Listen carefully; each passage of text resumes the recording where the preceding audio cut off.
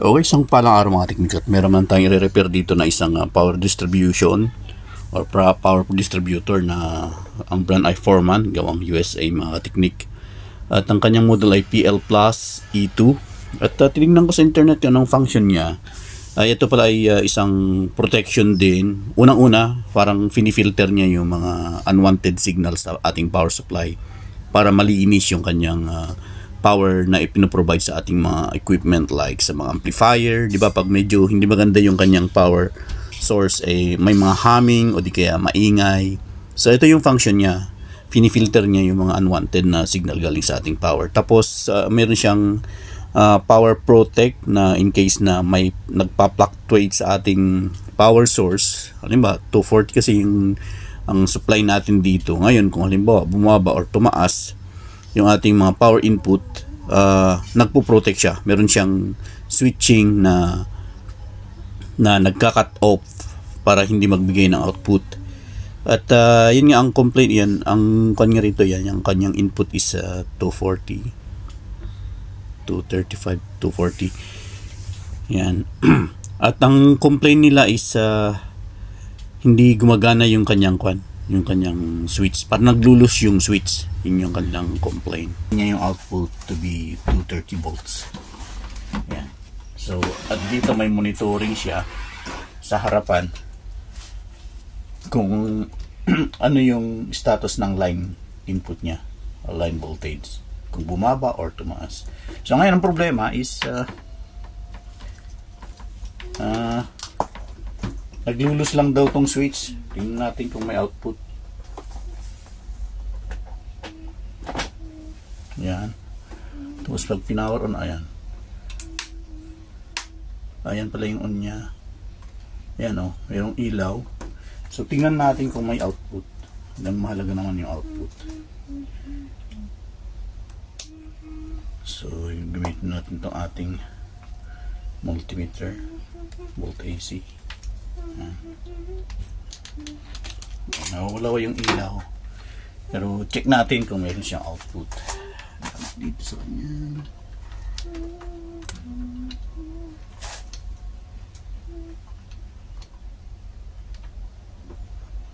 Ngayon mga kateknik, wala siyang output.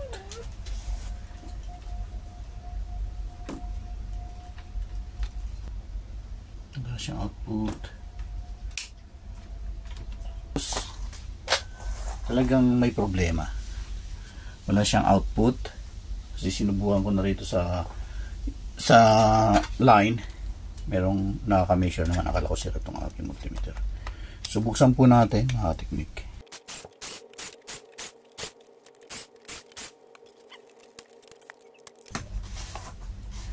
Check natin kung may continuity. So kung titingnan mga teknik, ito yung pinaka-power line. Yan, punta rito. Ito yung neutral line. Yan, then punta sa fuse. Then yung pinaka second side ng ito papunta na sa board. Yan, dumaan sa fuse yung kanyang after ng switch. Dumaan ng fuse tapos punta na ng board. Ito yung ground tapos yung neutral niya andito na sa board. So yan, dumaan lang dito sa fuse. Tingnan natin dito sa switch at saka fuse din. Yan. Yan, buo yung fuse mga teknik. So okay yung fuse.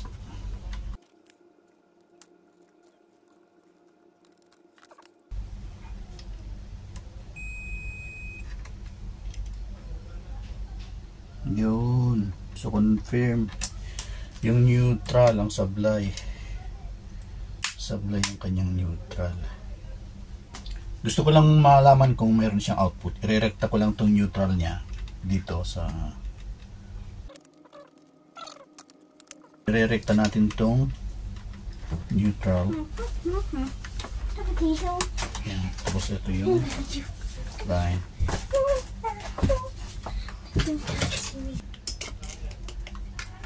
Tingnan natin kung makikita nyo dyan. Yan, set natin dito.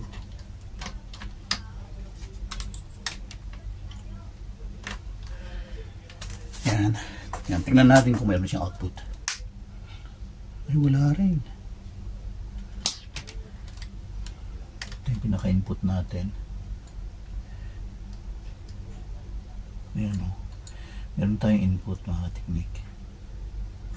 Ang problema dito, wala tayong output. Ito yung pinaka-output niya mga teknik. Yan, wala. Dapat meron nga rin itong supply. Papunta rito yung indicator. So may problema. So yan mga teknik, mag-troubleshooting tayo dahil wala tayong output na makita, walang power indicator. Dapat pag pinower on pala, dapat meron siyang power indicator dito. Tapos eto yung kanyang dapat lalabas yung status ng power input niya. Dapat ganun, pero walang nangyaring ganun. So may problema sa ating mainboard. Kung mapapansin natin mga teknik, lahat ng ma-output dito ay controlled ng isang relay. Yan, itong relay na to. Ang tanong, bakit hindi nagtitrigger tong relay na to? So yun ang gusto nating malaman ngayon. Kumbaga walang supply dito, chinikon tong mga diodes dito, baka mayroong problema. Pero ganun pa rin, okay pa rin, okay sila.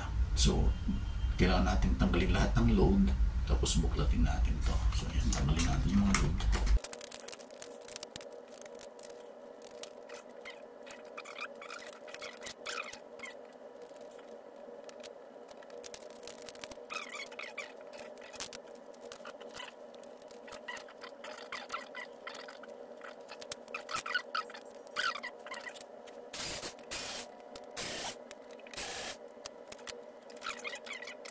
Line ang may putol, ito yung kanyang putol mga teknik.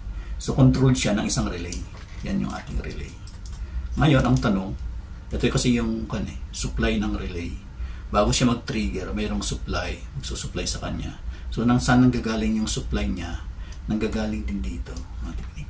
So kung ititrace natin yung pinaka-line,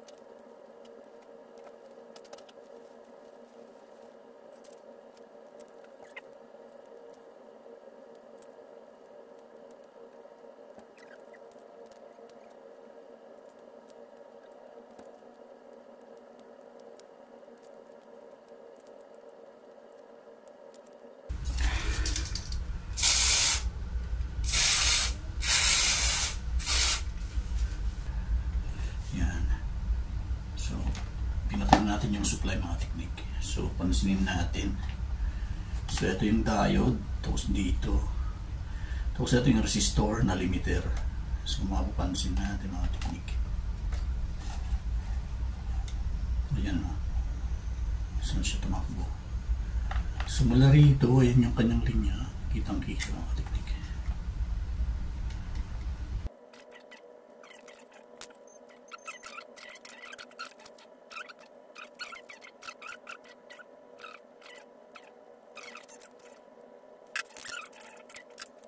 So ito na siya.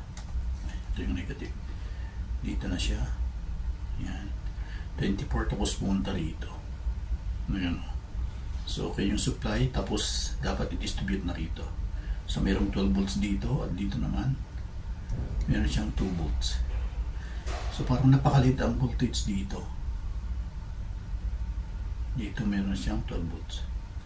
So tingnan natin. So walang pumapasok dito mga teknik. Tapos dapat dito meron siya. So guys, itong tatlong dito pin na terminal na ang code ay pangalan nito. Yan yung EC103M ay isa palang SCR mga teknik. So nagfa-function yan as a switch. So kailangan natin makita kung meron siyang anode voltage tsaka gate voltage. Kung meron silang anode voltage tsaka gate voltage, ibig sabihin sira yung SCR na yan. So okay, check natin. Sa data sheet ng itong SCR na to, ito yung pinaka anode. Yan, ito yung pinaka anode. So dapat meron tayong plus supply na plus dyan. Ito yung cathode. Ayun, ito itong dulo, cathode. So mag-a-act na switch yan from anode to cathode once na mayroong voltage tayo makukuha sa gate. So kung kumpleto yung supply ng anode to cathode plus gate, then may problema tayo sa SCR. Yun ang tetestingin natin ngayon. Nurse ko yung kanyang configuration. So 1 and 3 anode to cathode, 1 and 3 yung anode to cathode. So yan yung magsi-switch. Ang gagawin lang ng gate, magbibigay lang siya ng signal para tutuloy yung kuryente from anode to cathode, which is yan ang hindi natin alam kung bakit. So ngayon gagawin natin, i-short natin tong 1 and 3. Okay, wala. So ibig sabihin may problema ang supply.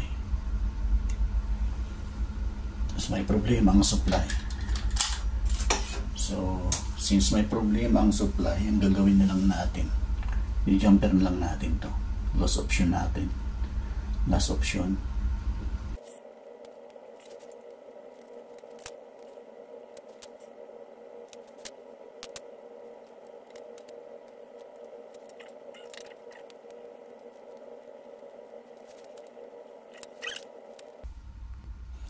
So yan, testing natin mga teknik kung magkakaroon na siya ng supply dito sa output.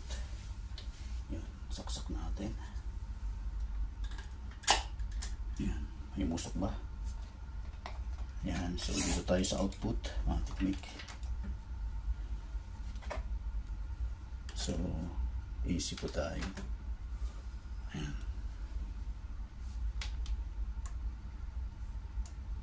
Yan, meron tayong supply. So ngayon, try natin ikabit. Try natin ikabit.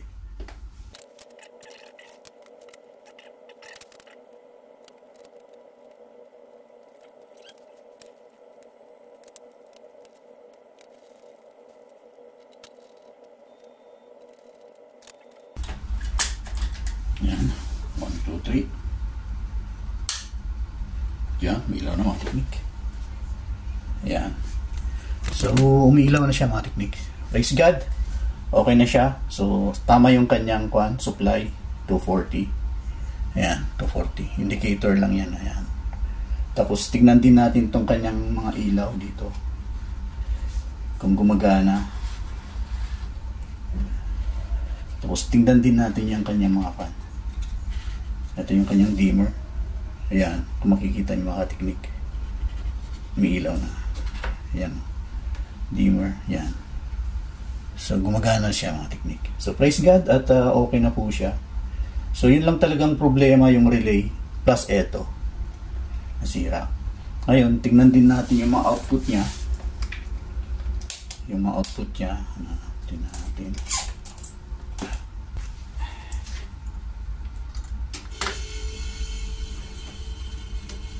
So yung mga teknik, mayroon na po siyang output. So, ayan, praise God at yun lang po ang problema. Ayan, yung mga ilaw niya.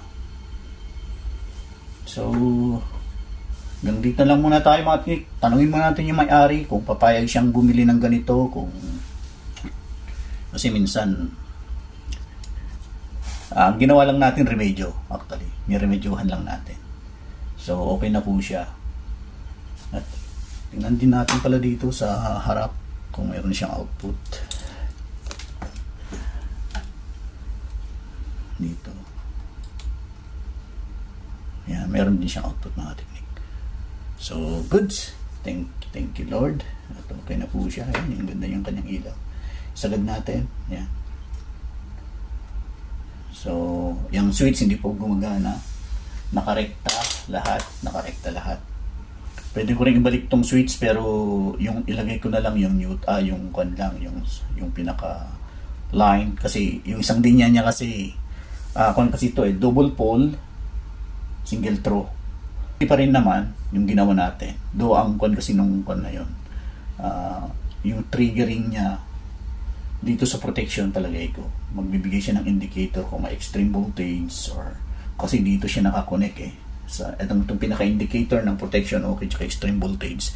Dito nakakonect na technique. So ibig sabihin, yung mga pagbabago dito sa primary supply, doon magre-recognize. Since meron tayong bypass, pwedeng yun ang nakuha natin dito. Though safety pa rin dahil pag may, in case of overload, meron pa rin tayong fuse or breaker dito na 10 amperes na mag-kuhan. So hanggang dito lang tayo mga technique. Though gumagana yung buong circuit nito, yung relay lang talaga ang busted lang to. So option ng may-ari kung gusto niyang bilhan. Realis na bibili. Sakto dalawang problema itong relay tsaka ito. So i-finalize natin at magagamit pa rin yan itong switch kasi itong switch na to, ito sa side na to gumagana siya. Ito lang yung side na to ang hindi gumagana. So irekta na lang natin yung linya papunta rito. So finalize natin.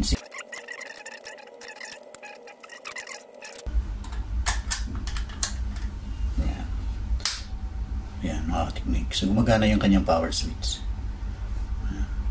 May patayan pa rin. So yun lang, wala ng ilaw kasi yung lamp niya kasi dapat kailangan meron ka pa rin neutral. So gumagana siya. Okay. So yan, sarado na natin. Yan.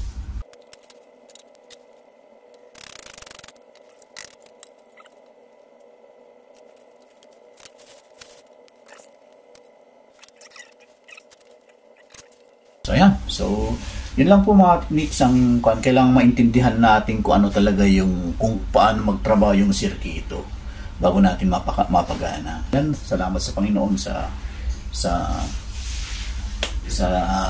wisdom at karunungan at dahil doon sa pangunawa natin sa electronic circuit niya na gagawa natin ng solusyon o nare-remedyuhan natin na hindi tayo napapagastos. So option na ng may-ari kung gusto niya bumili, hindi. At least gumagana. Magagamit niya.